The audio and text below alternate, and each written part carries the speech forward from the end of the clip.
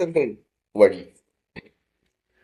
அது சித்தர்களுடைய வழியில உண்மை உணர்தல், அதை தனக்குள்ள இருக்கிற அந்த இரையாற்றல் உணர்தலை போல இனிமையான எளிமையான ஒன்று உலகில் இல்லை.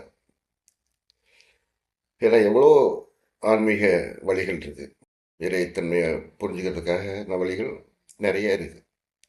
ஆனால் அவங்க நிறைய வழிகள் தனக்குள்ள இருக்கிற இறைத்தன்மையை உணராது வெளியில தேடக்கூடியதாக தான் இருக்கு.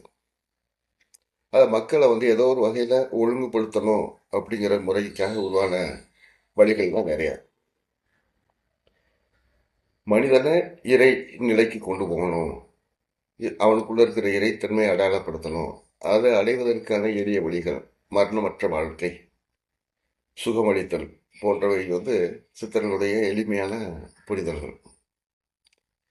அதை எல்லாரும் புரிஞ்சுக்கிறதும் எளிது, பயன்படுத்துறதும் எளிது. ஆனால் என்ன காரணமோ தெரியல, இந்த எளிமையான வழிகள் தான் மக்கள்கிட்ட ரொம்ப விலகி நிற்கிது. காரணம் என்னன்னா, மனிதன் மனம் எப்பவுமே சிக்கலானது. அது சிக்கலான விஷயங்களை தான் விரும்பும். ஏதாவது ஒன்று தான் செய்யணும் அப்படின்னு ஒவ்வொரு மனிதனும் நினைப்பான். தன்னுடைய பங்கு அதில் இருக்கணும், தான் அதில் பங்கு ஏதாவது செய்யணும் அப்படின்னு நினைக்கிறாங்க. ஆனால் சித்தர்கள் வழியில் அவங்க என்ன புரிஞ்சுக்கிட்டாங்கன்னா,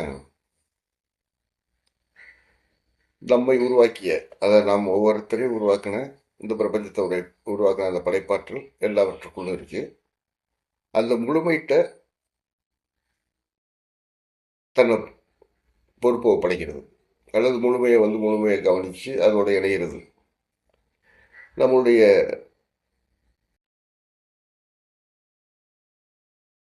நன்மைகளை மேம்படுத்தும். இரண்டாவது, முழுமையான ஒரு அறிவையும் ஆற்றலையும் வெளிப்படுத்துவதற்கு அதுதான் சரியான வழி அப்படிங்கிறத அவங்க உணர்ந்திருந்தாங்க.